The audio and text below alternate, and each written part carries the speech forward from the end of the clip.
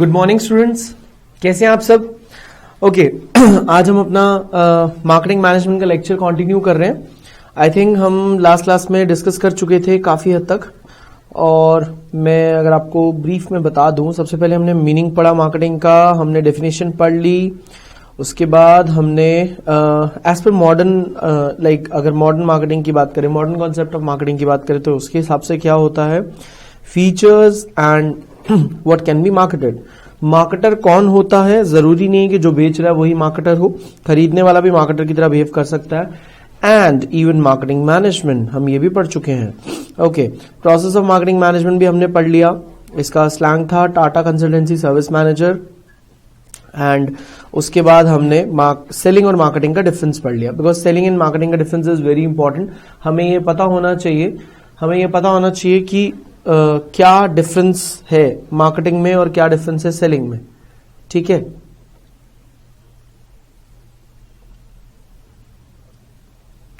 Wait. Okay उसके बाद next thing हमने क्या पढ़ी? नेक्स्ट थिंग हमने फंक्शंस ऑफ मार्केटिंग पढ़ा। Functions of marketing, this is very important concept, जिसके अंदर हमने ये देखा कि हमारा मार्केटिंग प्लानिंग क्या रहेगा, हम इंफॉर्मेशन जो गैदर करते हैं वो कैसे रहेगी, पैकेजिंग और सेलिंग, पैकेजिंग एंड लेबलिंग क्या रहेगा, ब्रांडिंग क्या रहेगा, right. These are the things जो हमने डिस्कस करी। प्रमोशनल एक्टिविटी क्या होगी हमारी, फिजिकल डिस्ट्रीब्यूशन क्या होगा, एंड प्राइसिंग ऑफ प्रोडक्ट्स क्या रहेंगे हमारे, ठीक है, और ट्रांसपोर्टेशन, स्टोरेज, वेयर हाउसिंग, ये सब, ठीक है। ओके, फिर उसके बाद हमने इसी जो पॉइंट्स हैं इनको डीप में, इसके बारे में जो इंफॉर्मेशन है सब हमने ली। एंड देन नेक्स्ट टॉपिक हमने ऊपर से सिर्फ डिस्कस किया था, हमने कंप्लीटली पढ़ा नहीं था, that is marketing management philosophies. बेटा मैंने बोला था this is important concept. Complete question तो नहीं आएगा कि सारी फिलॉसफी लगा दो, ऐसा क्वेश्चन नहीं आएगा, लेकिन ऐसा क्वेश्चन जरूर आने के चांसेस हैं कंप्लीटली कि एक केस स्टडी दे देगा आपको ना, आपसे वहां पूछेगा कि कौन सा मार्केटिंग मैनेजमेंट या कौन सी मार्केटिंग मैनेजमेंट फिलॉसफी, कौन सा मार्केटिंग मैनेजमेंट कॉन्सेप्ट या फिलॉसफी लग रही है इसमें, तो आपको बताना होगा, अंडरस्टैंड करना होगा कि कौन सी मार्केटिंग मैनेजमेंट फिलॉसफी लग रही है। हम लास्ट क्लास में एक स्मॉल सा इसके बारे में मैंने आपको इंट्रोडक्शन दिया था, that is production concept. Production concept का मीनिंग क्या होता है बेटा? यहाँ पे हमारा मेन फोकस किस चीज पे रहता है? यहाँ पे हमारा मेन फोकस रहता है सिर्फ और सिर्फ किस पे बेटा? प्रोडक्शन पे। एक्चुअली होता क्या, अगर मैं आज से कुछ साल पहले की बात करूं तो उस टाइम पे ना ऑर्गेनाइजेशन को इस बात से मतलब नहीं होता था, कंपनीज को इस बात से मतलब नहीं होता था कि लोगों को क्या चाहिए, उसको सिर्फ एक ही बात से मतलब होता था, पता है क्या? प्रोड्यूस करो, large amount of units produce करो, सो दैट हम ज्यादा से ज्यादा प्रोड्यूस करेंगे तो पर यूनिट कॉस्ट हमारी कम होगी। पर यूनिट कॉस्ट कम होगी तो मतलब सस्ते से सस्ता हमारा प्रोडक्ट बन गया। अब कम प्राइस पे भी बेचो, कोई दिक्कत नहीं है, लेकिन बेचो और पागलों की तरह बेचो, बस लोगों को जबरदस्ती, चाहे उनको वो चाहिए चाहे नहीं चाहिए, लेकिन वो चीज उनको बेच दो। क्यों? क्योंकि अब तो हम बना चुके हैं ना, हमारे पास कोई ऑप्शन नहीं है, अदरवाइज वो वेस्ट हो जाएगी। लेकिन ये गलत था, बिकॉज एक्चुअली क्या होता था कि हम ये देखते ही नहीं थे कि कस्टमर की रिक्वायरमेंट क्या है, कस्टमर को क्या चाहिए, हम ये देखते ही नहीं थे, हम क्या बना रहे हैं हम ये सोचते थे। ठीक है, तो क्या कहते हैं? Meaning production concept hold the view that potential exchange would be realised when the products are inexpensive and are widely available. Focus क्या रहता है इसका? Focus of the firm, wait a minute,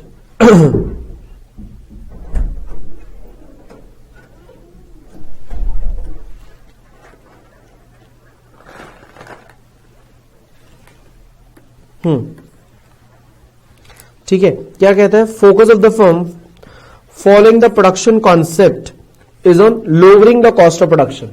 cost of production को कम करने में ज्यादा ध्यान होता था उनका। कैसे? बाय मास प्रोडक्शन और डिस्ट्रीब्यूशन। ड्रॉबैक क्या होता था? Customer do not always buy product which are inexpensive and available. ऐसा जरूरी नहीं है बेटा कि आपके प्रोडक्ट्स मार्केट में अवेलेबल हैं और सस्ते हैं तो हम खरीद लें। It is not like that. ऐसा भी तो हो सकता है कि कस्टमर ये देख के खरीदे कि यार ये सस्ता है तो मुझे लेना ही नहीं है ना। So it is not like that product which is available in the market easily and also it is inexpensive और चीपर, तो ये जरूरी नहीं है कि वो कस्टमर उसे खरीदेगा ही खरीदेगा। ठीक है, स्टेप सुटेबिलिटी क्या होती थी बेटा? The production concept leads to the success of the marketing efforts where the customers are govern by cost and availability. इसको काट दीजिए। The production concept leads to the success of marketing efforts फिर वहां पे प्रोडक्शन कॉन्सेप्ट ना बेटा कैसे successful हो पाता था, अगर मार्केटिंग पीपल जो होते थे, मार्केटिंग प्रोसेस जो होता था वो बहुत स्ट्रांग होता था। क्यों? क्योंकि अगर हमारे मार्केटिंग के लोग ज्यादा अच्छे से मार्केटिंग कर पाते हैं, हमारे प्रोडक्ट को अच्छे से बेच पाते हैं, ज्यादा लोगों तक पहुंच पाते हैं, तभी हमारा प्रोडक्ट बिक पाता है। अदरवाइज तो क्या है, प्रोडक्ट बिके या ना बिके ये कोई गारंटी नहीं है। ठीक है, नेक्स्ट पे आते हैं बेटा product concept. What is the meaning of product concept? Sir इससे पहले वाला भी तो यही था। नहीं, इससे पहले वाला हमने क्या पढ़ा? इससे पहले वाला हमने पढ़ा प्रोडक्शन कॉन्सेप्ट, और अब क्या हम पढ़ रहे हैं? Product concept. अच्छा, मेरा आपसे सवाल, what is the meaning of product concept? Product concept का मतलब क्या होता है बेटा? प्रोडक्ट कॉन्सेप्ट का मतलब होता है कि यहां पर हमारा फोकस होता है सिर्फ प्रोडक्ट की क्वालिटी पे।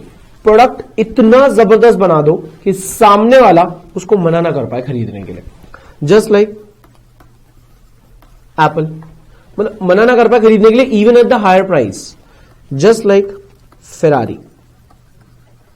ठीक है, ये कुछ ऐसी चीजें हैं जो हायर प्राइस पे बिकती हैं और लोग खरीदते भी हैं। क्या कह रहा है? Product concept holds the view that business goals would be realised when the products of high quality are produced. Focus रहता है फर्म का किस चीज पे? प्रोडक्ट कॉन्सेप्ट में is on the production of superior products and improvement of the products over a period of time. एक तो superior products बनाओ, ऊपर से टाइम टू टाइम अपने प्रोडक्ट के अंदर चेंजेस करते रहो। फिर कहते हैं ड्रॉबैक क्या है? Customers may not buy a product just because of it is of high quality unless they need it. बेटा जरूरी नहीं है कि हर कोई आईफोन खरीद लेगा या हर कोई फेरारी खरीद लेगा। ठीक है, इट इज लाइक अगर उन्हें चाहिए होगा तभी वो उसे खरीदेंगे। सिर्फ उसका हाई प्राइस है और अच्छी क्वालिटी है तो it is not like that कि वो उसे खरीद ही लेंगे। Right, so this is something कि customer may not buy a product just because it is of high quality unless they need it. ठीक है, this is product concept. I think मैं इसके बारे में एक रफ आइडिया आपको लास्ट क्लास में दे चुका हूं। अगर आपने लास्ट क्लास रिवाइज करी होगी तो जिसने रिवाइज करी है उसको दिक्कत नहीं आ रही होगी, जो नहीं पढ़ के आया होगा उसको प्रॉब्लम आ रही है। राइट, ओके, कोई बात नहीं, अगर सिर्फ सुन भी लेंगे तब भी आपको क्लियर हो जाएगा। ओके, फिर कहते हैं selling concept holds the view that customers if left alone would not buy enough of a firm's product. To make a customer buy a product, customer needs to be convinced, lured और attracted. देखो selling concept क्या होता है? Selling concept ना सबसे अलग है। इसका फोकस सिर्फ एक चीज पे होता है, क्या? बेचो बेचो बेचो बेचो बेचो। This is called aggressive selling. ये एग्रेसिव सेलिंग का पार्ट होता है बेटा। अच्छा सर, अब ये अग्रेसिव सेलिंग क्या होता है? अग्रेसिव का मतलब तो गुस्से में आना होता है, या बहुत ज्यादा बहुत ज्यादा किसी चीज के लिए मोटिवेट है, अग्रेसिवली काम कर रहे हैं। Yes, it is like that.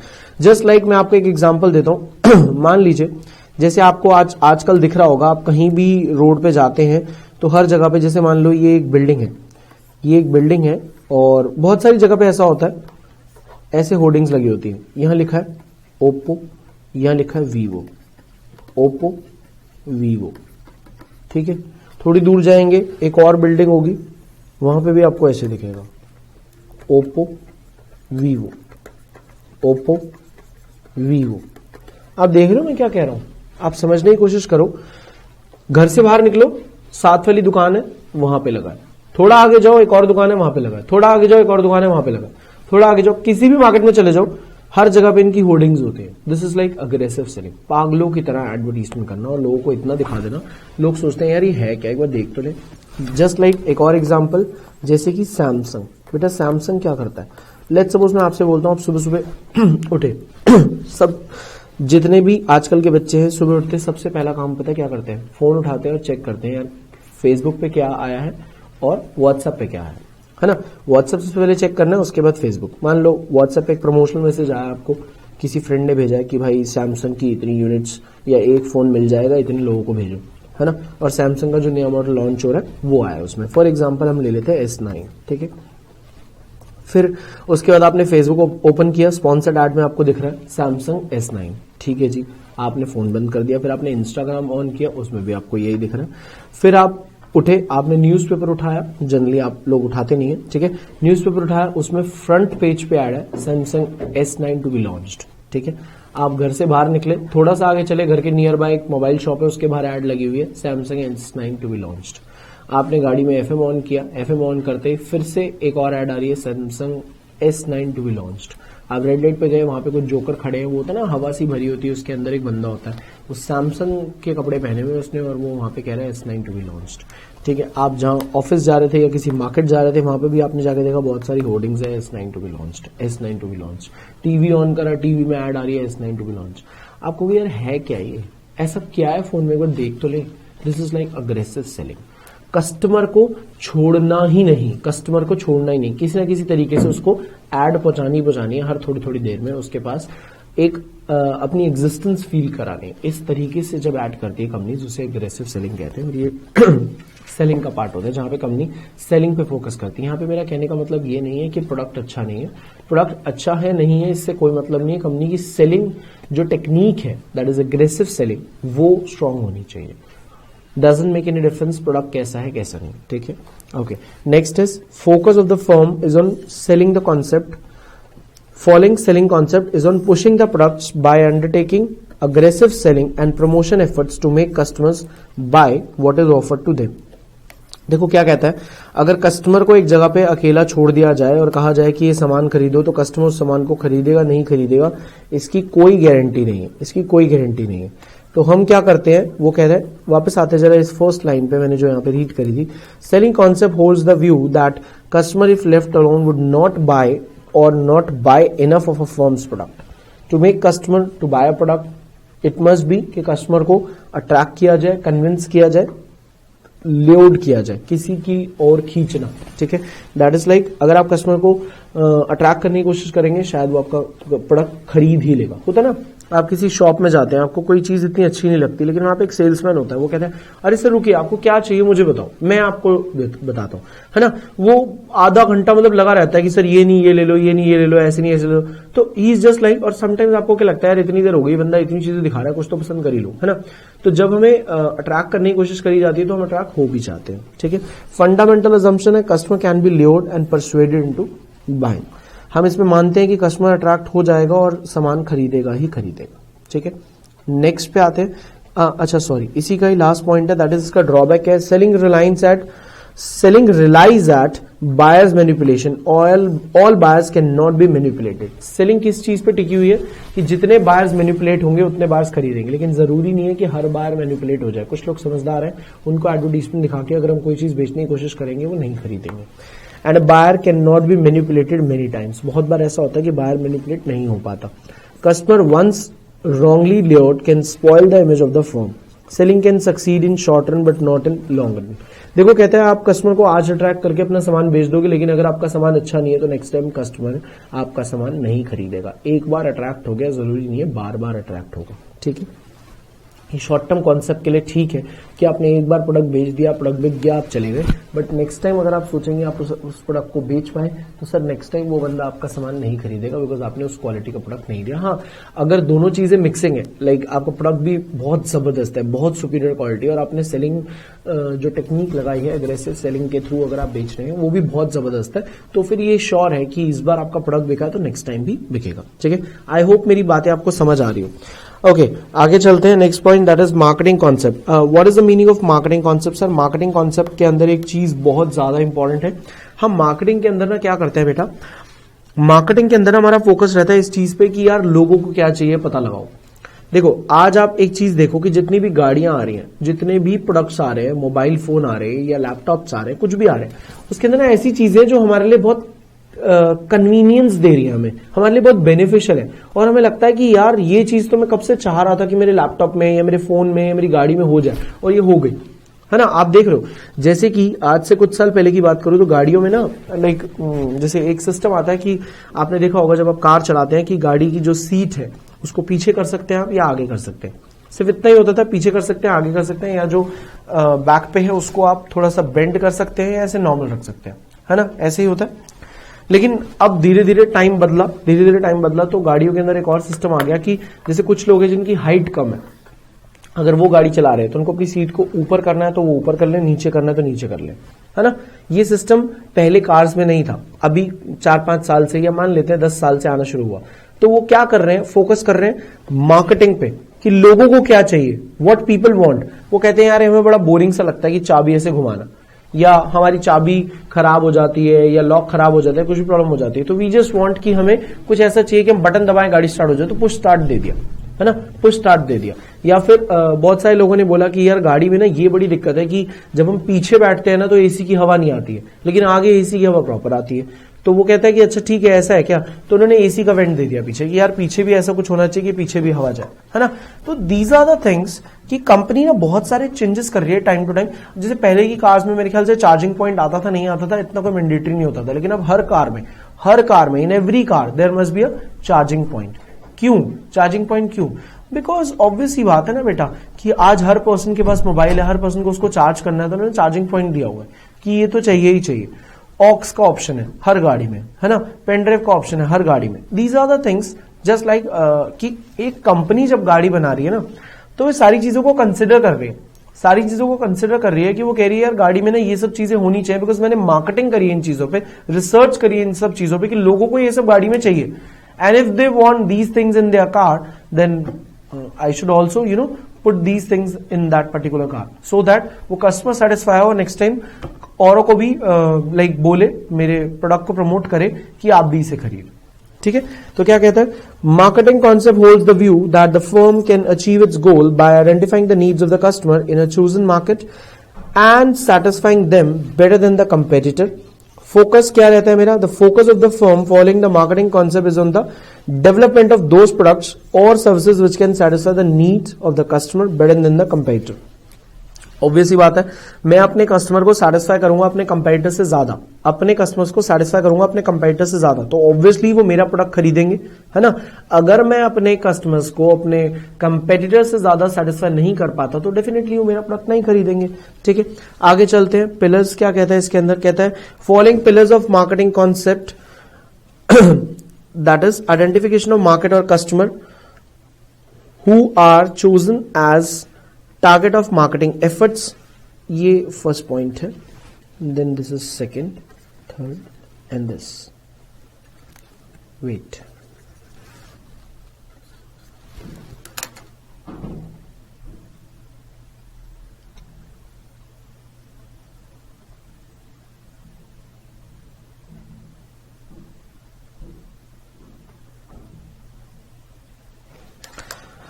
अच्छा ओके, यहां से फर्स्ट पॉइंट है, यहां से सेकंड पॉइंट है, यहां से थर्ड पॉइंट है एंड यहां से फोर्थ पॉइंट है। मैं पढ़ रहा हूं जरा, आप सुन लीजिएगा।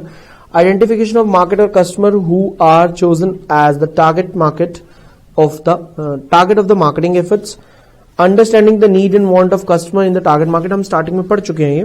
डेवलपमेंट ऑफ प्रोडक्ट्स और services for satisfying need of the target market, satisfying need of the target market better than the competitor, and this is the last point, doing all this at a profit।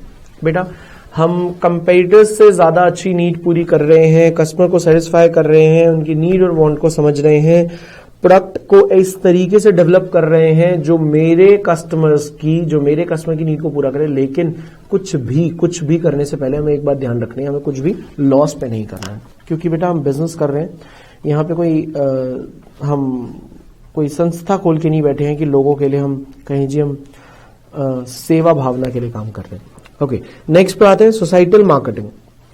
Societal marketing concept actually it is an extension of marketing concept, है ना, this is extension of marketing concept. इसके अंदर एक और चीज extra mix हो गई है, क्या जरा समझते हैं। कहता है societal marketing concept is the marketing concept extended to include the social goals in the need satisfaction process, the social, ethical and ecological aspects of marketing should be considered। सबसे पहली चीज क्या कहता है यहाँ पे, देखो एक बात ध्यान रखनी है सोसाइटल मार्केटिंग के अंदर कि हमें ना प्रोडक्ट बनाना है कस्टमर के अकॉर्डिंगली, दैट इज ओके, मान लिया बनाना है, लेकिन प्रोडक्ट ऐसा नहीं होना चाहिए जो मेरी सोसाइटी को हार्म करे।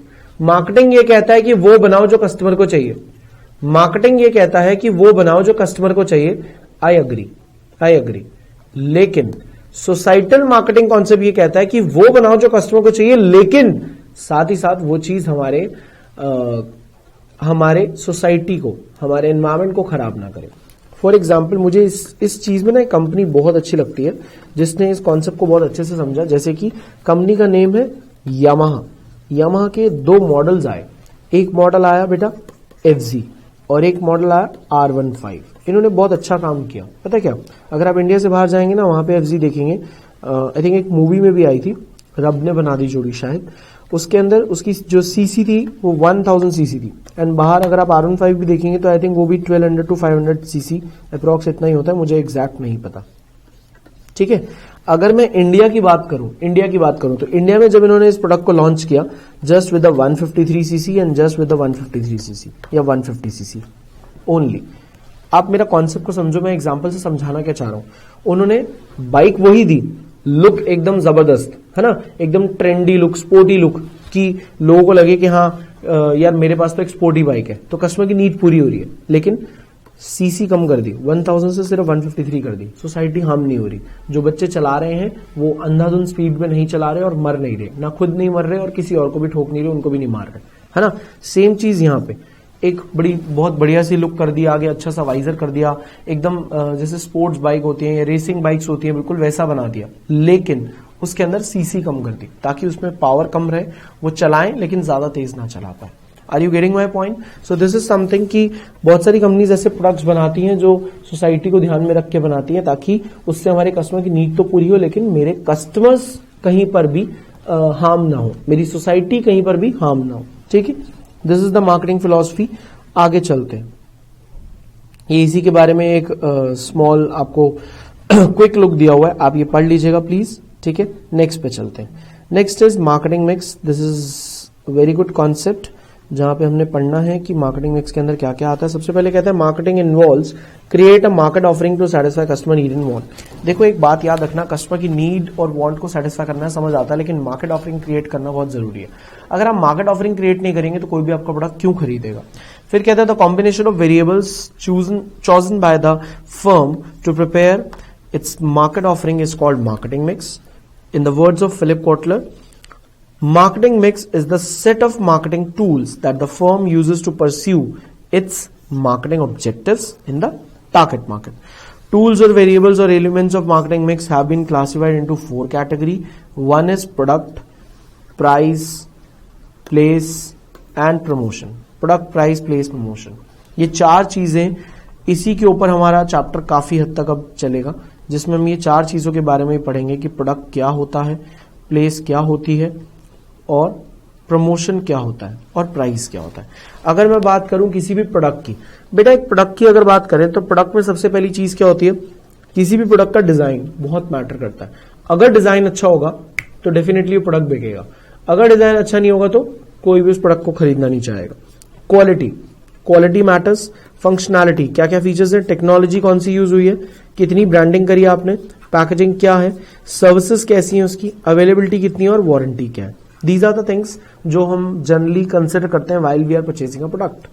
स्ट्रैटेजी, प्राइसिंग स्ट्रैटेजी क्या रहेगी, ये ऑर्गेनाइजेशन के कॉन्सेप्ट में कह रहा है, ऑर्गेनाइजेशन के कंटेक्स्ट में कह रहा है कि ऑर्गेनाइजेशन जब किसी प्रोडक्ट को बनाएगी तो वो बेसिकली ना अपना मार्केटिंग मिक्स चेक करती है। मार्केटिंग मिक्स चेक करने के अंदर वो क्या देखती है, क्या मेरे प्राइजेस रहेंगे, क्या मेरे प्रोडक्ट की चीजें रहेंगी, क्या मेरी प्लेस रहेगी और क्या मेरे प्रमोशनल एक्टिविटीज रहेंगी। लिस्ट प्राइस क्या होगा, लिस्ट प्राइस, डिस्काउंट्स क्या ऑफर करूंगा मैं, अलाउंसेस क्या होंगे, पेमेंट पीरियड कितना रहेगा, क्रेडिट टर्म्स क्या होगा, पेमेंट मेथड्स क्या होंगे। प्राइजेस प्लेस के अंदर आता है trade channels, coverage, assortments, locations, inventory, transportation, logistics and e commerce. Promotion के अंदर आता है बेटा एडवर्टीजमेंट कैसे करेंगे, पर्सनल सेलिंग होगा या नहीं, सेल्स प्रमोशन कैसे करेंगे, पीआर कैसे क्रिएट करेंगे, डायरेक्ट मार्केटिंग होगी या व्हाट, कॉर्पोरेट आइडेंटिटी क्रिएट करेंगे या फिर फॉर्म ऑफ प्रमोशन क्या रहेगा। ठीक है, ये कुछ पॉइंट्स थे जो रिलेटेड टू दीज टॉपिक हैं। अच्छा, अब हम आगे चलते हैं थोड़ा सा, हम ये नहीं पढ़ रहे, ये मैंने यहाँ पे इसके बारे में एक हल्का सा लाइक ओवरव्यू दिया हुआ है, हम इसको थोड़ा डीप में पढ़ते हैं। यहां से स्टार्ट करते हैं। प्रोडक्ट, सबसे पहले प्रोडक्ट। सर प्रोडक्ट क्या है, मेरा आपसे सवाल, प्रोडक्ट क्या है। अगर मैं बोलूं प्रोडक्ट क्या है तो यहां पे 2 पॉइंट ऑफ व्यू आते हैं। ठीक है, एक कस्टमर का, एक ऑर्गेनाइजेशन का। पहले एक बार समझते हैं कि ये क्या कह रहा है, फिर हम अपनी बात करेंगे। कहते हैं प्रोडक्ट मीन्स गुड्स और सर्विसेज और anything of value which is offered to the market for exchange. Product का मतलब है या तो गुड्स या सर्विसेज। प्रोडक्ट का मतलब है या तो गुड्स या सर्विसेज और एनीथिंग ऑफ वैल्यू, जिसकी वैल्यू लगाई जा सकती है, या वो कुछ और, जैसे कि आइडिया हो सकता है, प्लेस हो सकती है, ठीक है, which is offered to the market, जो आप मार्केट में ऑफर कर सकते हैं लोगों को बेचने के लिए, फॉर द एक्सचेंज, मतलब उसके बदले में आप पैसे ले सकते हैं। In terms of attribute of a product, अगर एट्रीब्यूट ऑफ अ प्रोडक्ट के कंटेक्स्ट में बात करें, product is a mixture of tangible and intangible attributes which are capable of being exchanged for value with ability to satisfy customer need। वो tangible भी हो सकता है और intangible भी हो सकता है। फिर कहते हैं कस्टमर पॉइंट ऑफ व्यू से अगर बात करें, product is a bundle of utilities. एक प्रोडक्ट क्या है? प्रोडक्ट एक बंडल ऑफ यूटिलिटीज है, क्योंकि कोई भी प्रोडक्ट आज अगर आप खरीदते हैं तो उसके अंदर आपकी बहुत सारी यूटिलिटीज इन्वॉल्व है, बहुत सारे काम हो रहे हैं, हो पा रहे हैं आपके उस प्रोडक्ट की वजह से। Which is a purchase because of its capacity to provide satisfaction of certain needs. Product is the combination of all products offered for exchange by a company. A product may provide 3 types of benefit to a customer: functional benefit, psychological benefits and social benefits. अगर functional benefit की बात करूं तो कहता है कि it is in the form of means of transportation. अगर मान लीजिए आप एक साइकिल खरीदते हैं या बाइक खरीदते हैं तो it is in the form of means of transportation, transportation के काम आ रही है। And by satisfying need for prestige and esteem, कि आपको लगता है कि यार मेरे पास तो बाइक है ना, एक प्रेस्टीज बन रही है, ठीक है।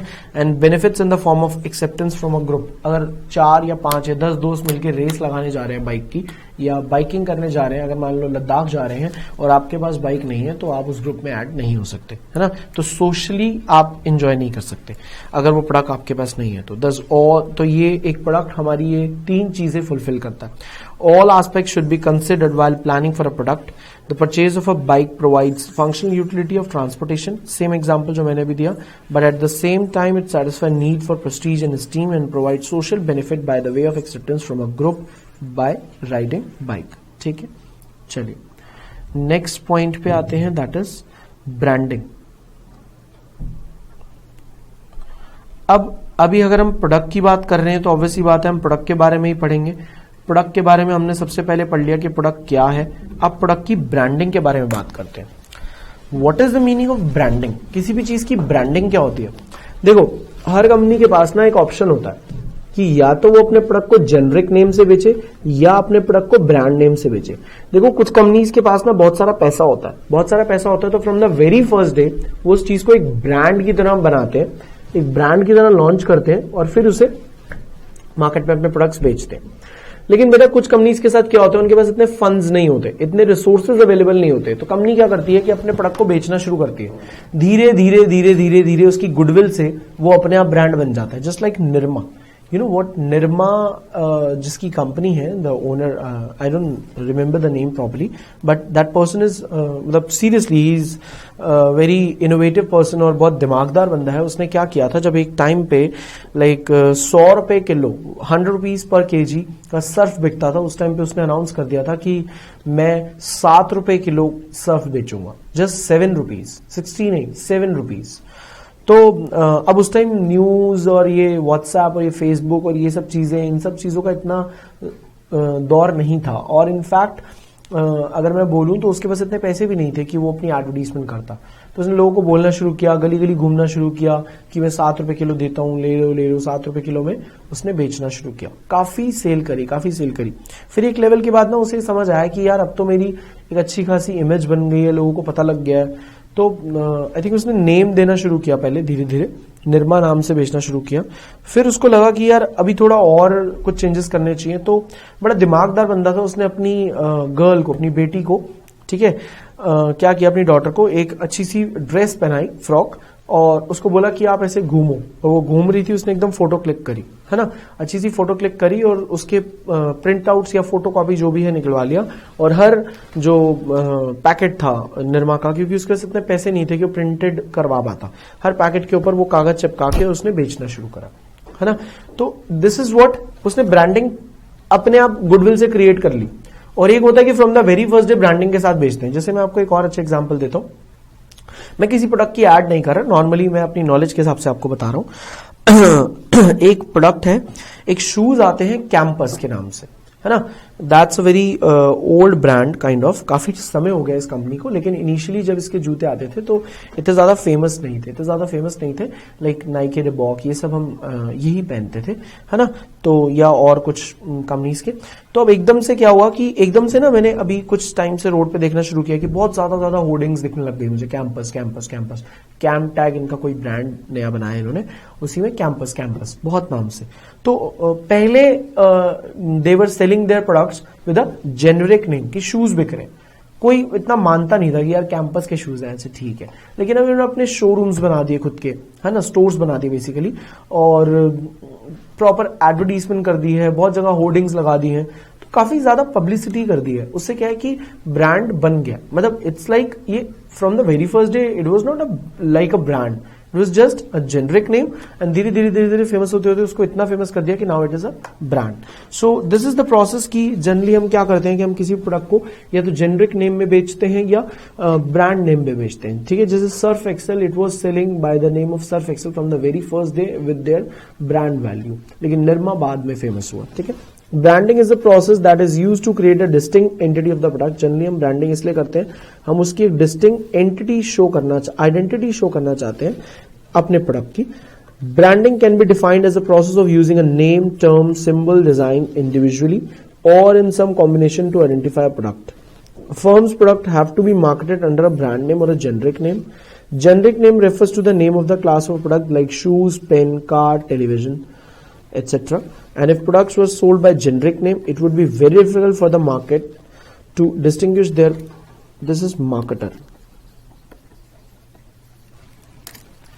It is very difficult for the marketer to distinguish their product from its competitor. अगर आप मार्केट में एक सामान बेचने जाते हैं और आपका प्रोडक्ट एक ब्रांड नहीं है, तो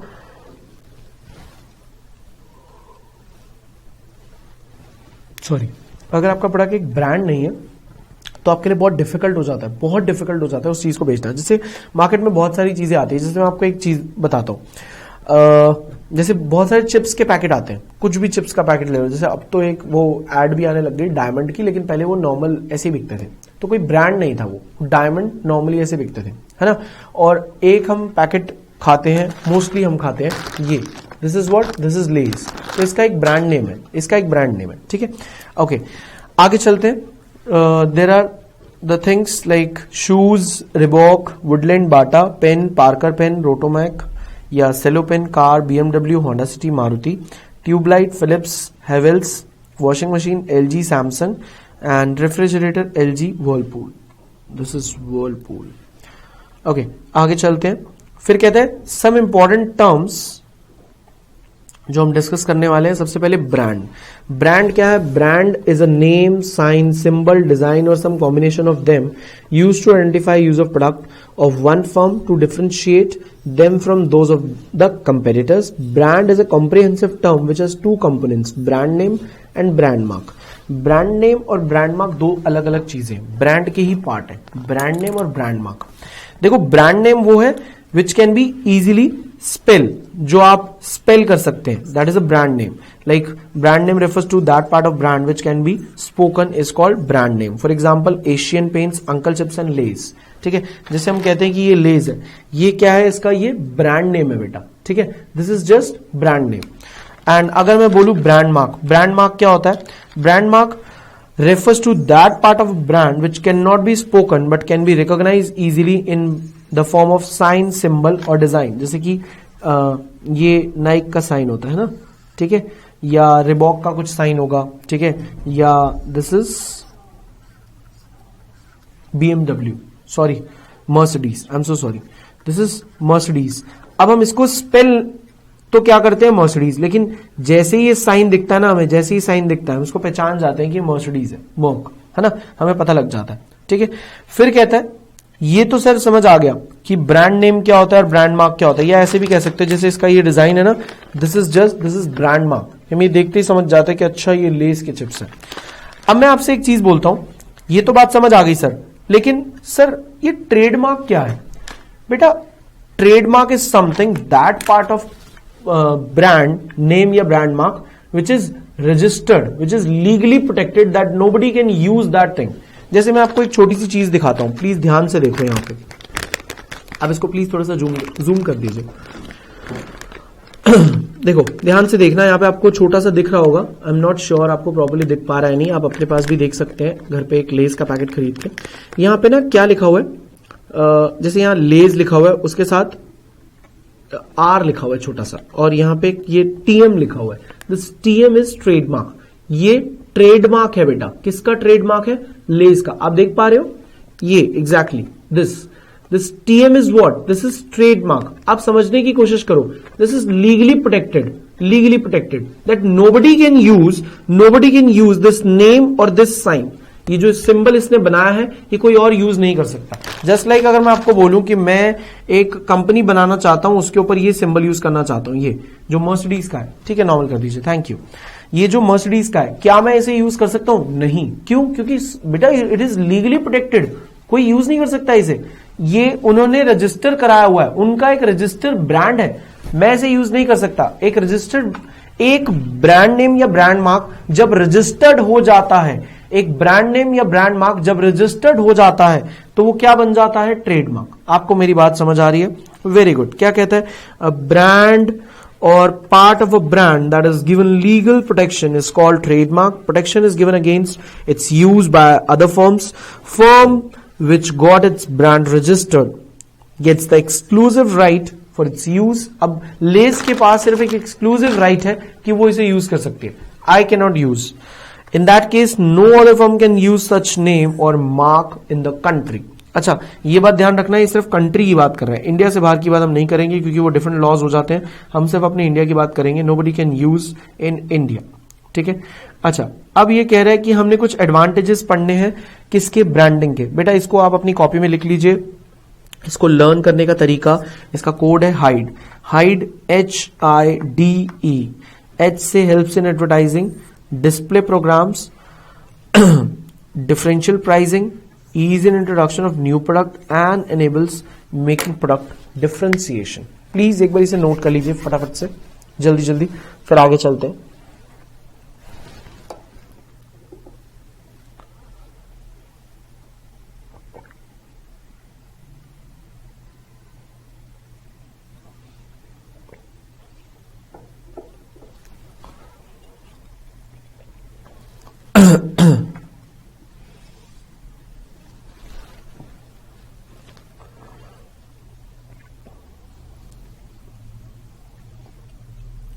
इसको आप ऊपर नीचे भी कर सकते हैं because it is just advantages, so इसकी सीरीज चेंज करने में कोई दिक्कत नहीं होगी, ठीक है।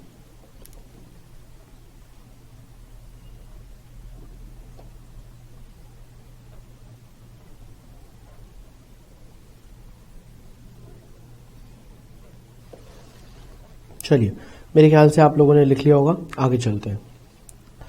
अच्छा, क्या क्या कहता है, जरा फर्स्ट पॉइंट पढ़ते हैं इसका।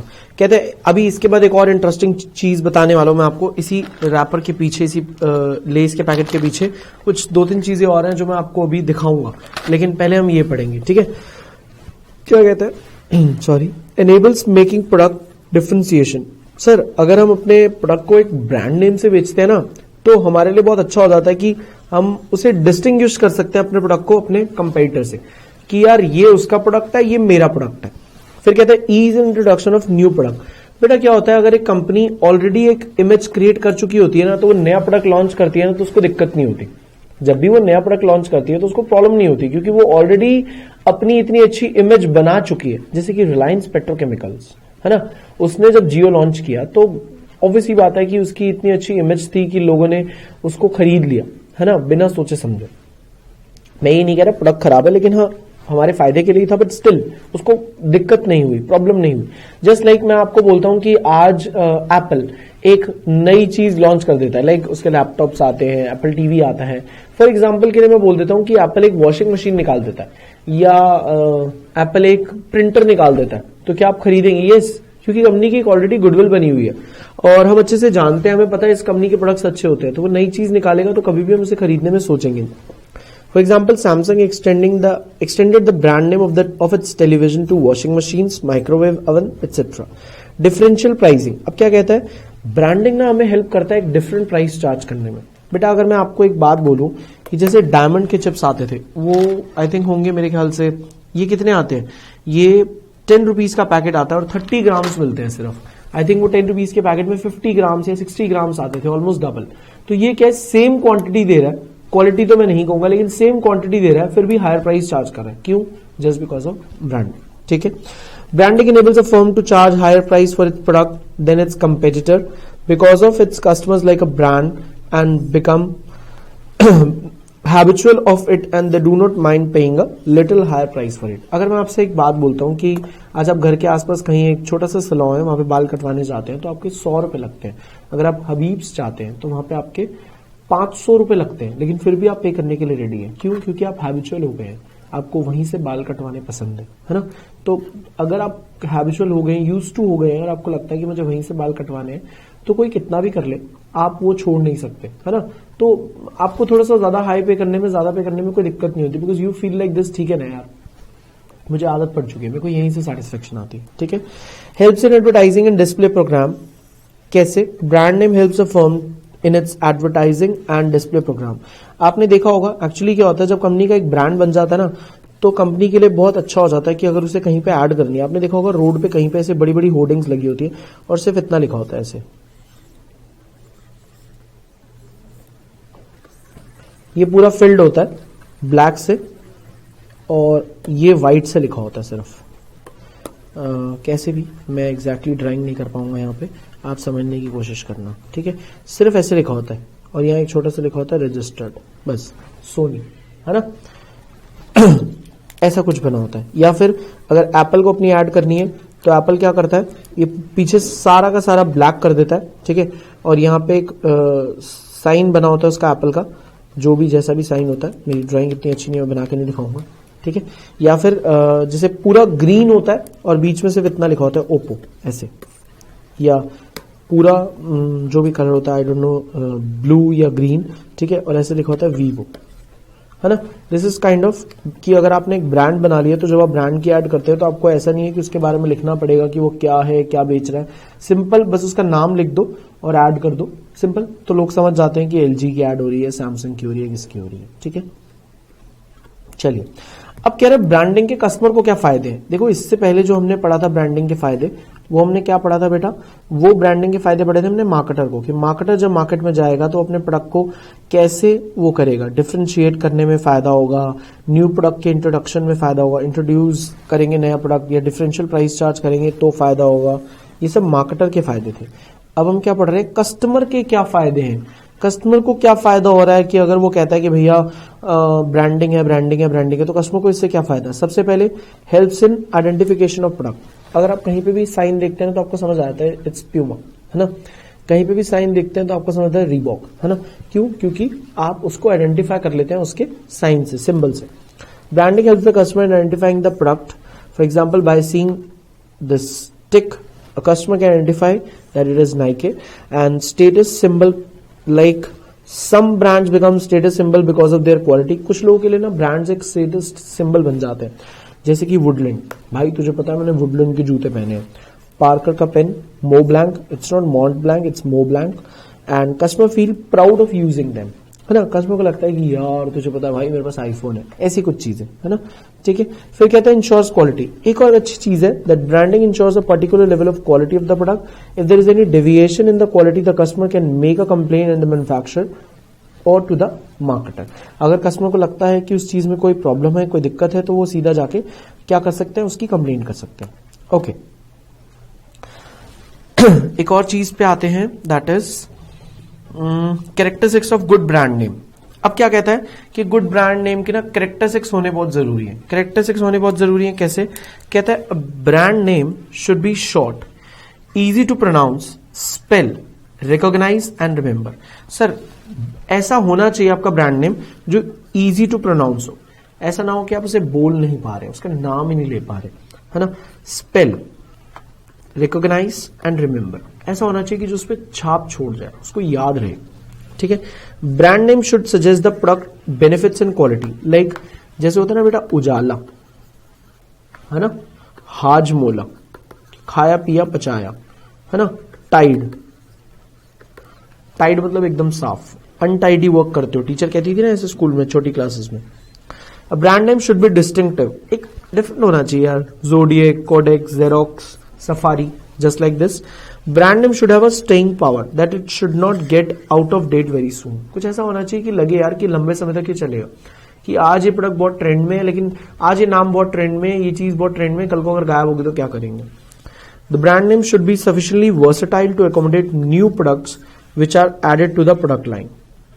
हमारा ब्रांड नेम ऐसा होना चाहिए कि अगर हम उसमें नए प्रोडक्ट लाइन ऐड करें तो कोई दिक्कत ना हो. जैसे आईटीसी, ठीक है, उसने ITC Maurya hotels, ITC different चीजें, या एलजी है, एलजी के अंदर उसने वॉशिंग मशीन भी बेचनी शुरू कर दी, उसने टीवी बेचना शुरू कर दिया, माइक्रोवेव ओवन भी बेच रहा है, या सैमसंग है, सैमसंग मोबाइल भी बेच रहा है, टीवी भी बेच रहा है, एसी भी बेच रहा है, ईच एंड एवरीथिंग. ठीक है. It should be adaptable of packaging और labelling requirements to different advertising media and to different languages. ये बहुत अच्छा पॉइंट है, इंटरेस्टिंग पॉइंट है. इस पर एक चीज बताता हूँ, कभी गूगल करना.